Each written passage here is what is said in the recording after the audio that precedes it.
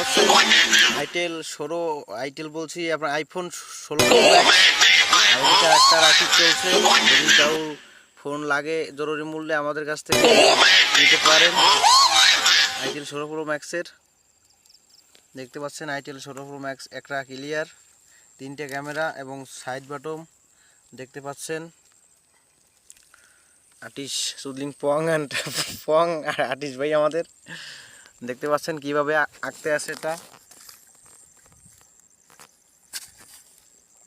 দেখতে থাকুন, সঙ্গে থাকুন শর্টকাটের ভিতরে।